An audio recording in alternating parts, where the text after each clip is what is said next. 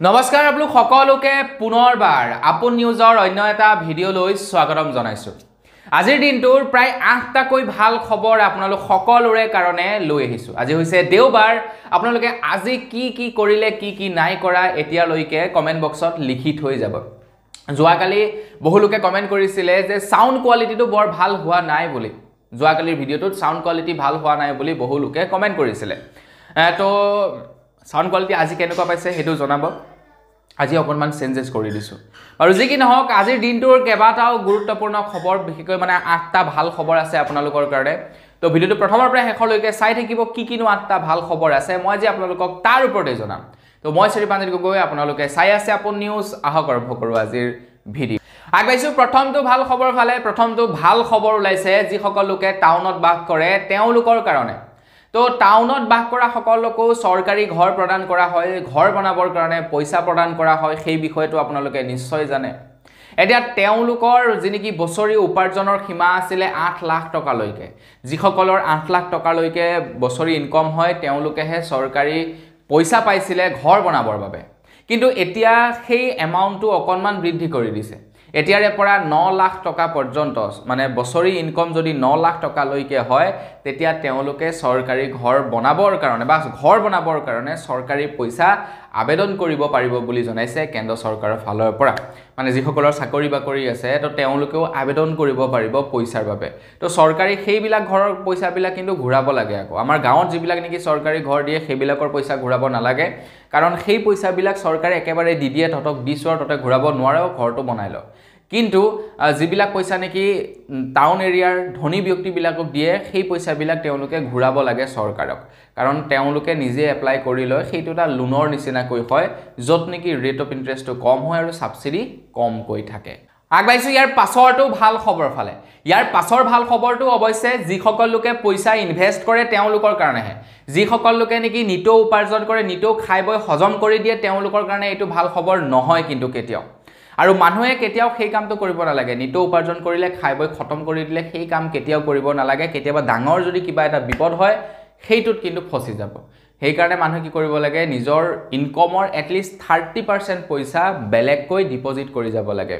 হয়তো আপোনালোকে ডাকঘৰত কৰক, হয়তো আপোনালোকে বেংকত কৰক, হয়তো আপোনালোকে SIP কৰক, মুঠতে কিবা নহয় কিবা এটা কৰক। আপোনাৰ উপাৰ্জন যিমান হয় তাৰ 30% মাত্ৰ তাৰ 30% আপোনালোকে বেলেগকৈ ইনভেষ্ট কৰি যাওক কৰবাত, বা কৰবাত আপোনালোকে ৰাখি যাওক।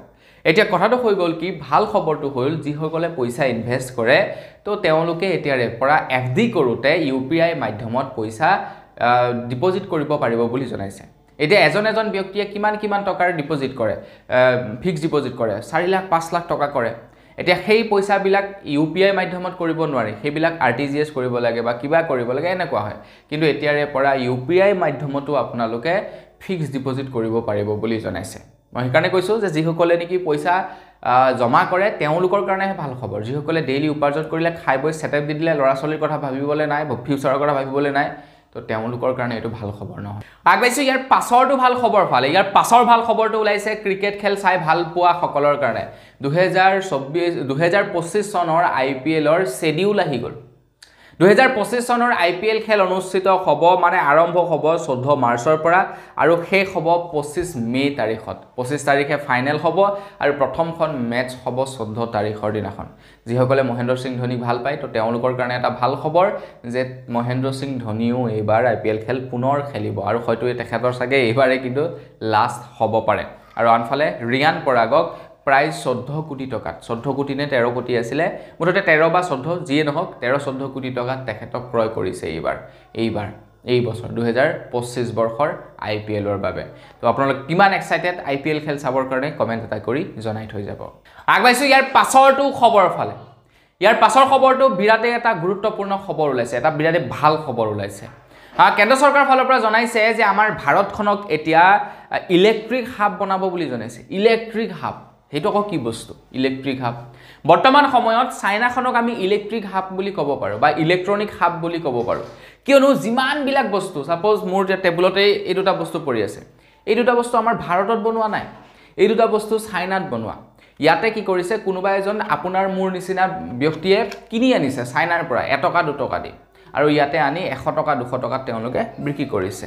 তো চাইনাখন বৰ্তমান সময়ত ইলেক্ট্ৰনিক হাব চাইনাত ইমানেই বস্তুৰ মেনুফেকচাৰ হয় যে বাহিৰা দেশবিলাকে গৈ চাইনাৰ পৰা বস্তু ক্ৰয় কৰিবলৈ যায় কাৰণ চাইনাত কম দামত পায় এটা ভাৰতে কৈছে যে ঠিক আছে তোমালোকে কিছু বছৰ সেই কামটো কৰি লোৱা এতিয়া আমাৰ ভাৰততে ইলেক্ট্ৰনিক প্ৰত্যেকবিধ সামগ্ৰী মেনুফেকচাৰ হ'ব আমাৰ ভাৰততে এই বস্তুবিলাক মেনুফেকচাৰ হ'ব আপোনাৰ বিক্ৰী কৰিবলৈ মন আছে আপুনি গৈ কবগে যে মোক এই বস্তুটো লাগে মোক বুলে টিকেমাই নামেৰে লাগে বা প্ৰাঞ্জিত গগৈ নামেৰে লাগে বা আপোন নিউজ নামেৰে লাগে তো বনাই দিব আৰু এই বস্তুটো বেলেগ এজনক বনাই নিদিয়ে আপুনিয়ে কেৱল বনাব পাৰিব এই বস্তুটো তেনেকুৱা ধৰণৰ আপোনাক ৰাইট দি দিব আৰু আপুনি আৰামছে বজাৰত গৈ কোনোবা ইনফ্লুৱেঞ্চাৰক হতুৱাই মাৰ্কেটিং কৰাই বিক্ৰী কৰি থাকক তো সেইবাবে আমাৰ ভাৰত চৰকাৰে এতিয়া প্ৰায় 5 অৰব ডলাৰ টকা খৰচা কৰিব বুলি জনাইছে আমাৰ ভাৰতখনক ইলেক্ট্ৰনিক হাব বনাবৰ কাৰণে যাতে চাইনাক এৰি বাকি দেশবিলাকে আমাৰ ভাৰতৰ পৰাই বস্তু লয় আৰু যিটো কথা শুনি চাইনাৰ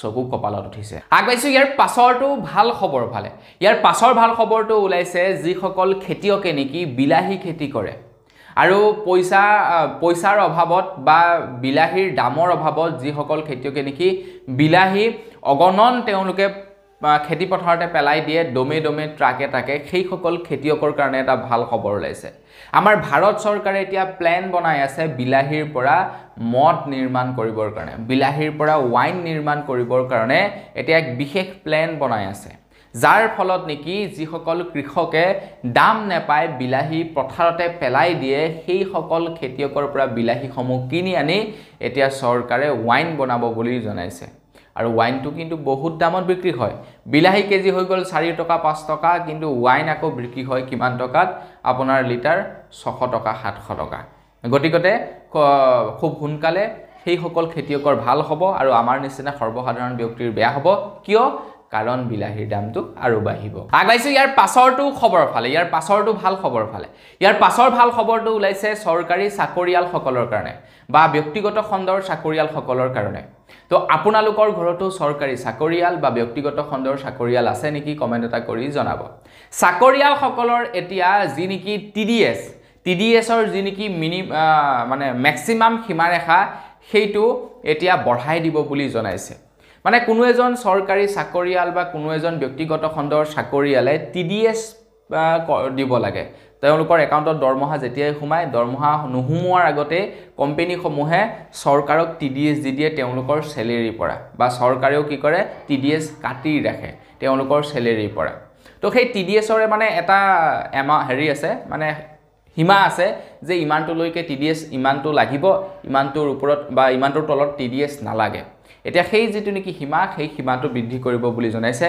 যাতে যিসকল নেকি দৰমহা পোৱা ব্যক্তি আছে তেওঁলোকৰ পকেটত যাতে পইচা বেছিকৈ সোমায় আগবাইছো ইয়াৰ পাছৰটো ভাল খবৰ ভালে বৰ্তমান সময়ত আমাৰ ভাৰতবৰ্ষৰ কেইবাখনো চহৰ প্ৰদূষিত চহৰ ৰূপে গণ্য হৈছে আপোনালোকে হয়তো ক'ব এইটো আকৌ কেনেকুৱা ধৰণৰ ভাল খবৰ প্ৰদূষিত চহৰ ৰূপে গণ্য হৈছে সেইটো আকৌ বেয়াহে খবৰ কিন্তু এতিয়া ভাৰত চৰকাৰে এটা ব্যৱস্থা হাতত লৈছে চহৰ অঞ্চলত প্ৰদূষণ কমাবৰ কাৰণে এতিয়া প্ৰদূষণটো কি কৰিছে ৰুট কৰিবৰ কাৰণে বা প্ৰদূষণটো ডিভাইড কৰিবৰ কাৰণে কেন্দ্ৰ চৰকাৰে কি কৰিছে এতিয়াৰে পৰা টাউন বিলাকৰ আশে-পাশে সৰু সৰু ধেৰ ৰাস্তা নিৰ্মাণ কৰিব বুলি জনাইছে যাতে গোটেই গ্যাদাৰিংটো গোটেই গাড়ীবিলাক যাতে টাউনত নুহুমায় টাউনৰ বাহিৰে বাহিৰে যাতে ওলাই গুচি যাব পাৰে আৰু প্ৰদূষণটো যাতে কম হয় তাৰ বাবে এতিয়া টাউনৰ বাহিৰে বাহিৰে ধেৰ ৰাস্তা নিৰ্মাণ কৰিব বুলি জনাইছে ভাৰতৰ প্ৰত্যেকখন চহৰতে আগবাইছো একেবাৰে হেখৰটো ভাল খবৰ ভালে একেবাৰে হেখৰ ভাল খবৰটো ওলাইছে কেন্দ্ৰ চৰকাৰৰ ফালৰ পৰা কেন্দ্ৰ চৰকাৰে জনাইছে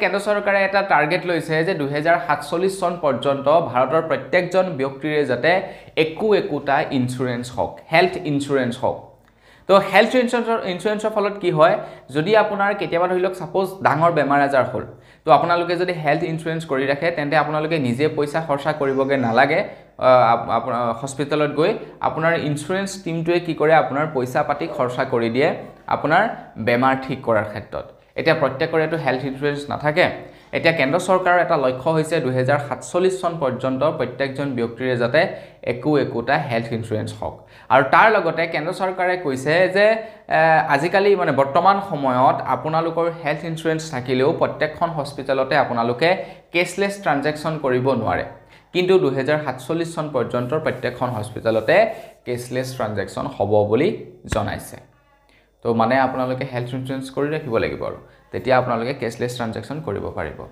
তো বন্ধু বান্ধৱীসকল বছ আজিৰ ভিডিঅ'ত জনাবলগীয়া খবৰ ইমানকেইটাই আছিলে খবৰকেইটা জানি কেনেকুৱা লাগিলে কমেণ্ট কৰি জনাব যদি ভাল লাগিলে লাইক এটা কৰিব চেনেল যদি ছাবস্ক্ৰাইব কৰা নাই ছাবস্ক্ৰাইব কৰি ল'ব পুনৰ এটা ভিডিঅ' লগ পোৱাৰ খালি বিদায় মাগিছোঁ ধন্যবাদ জয়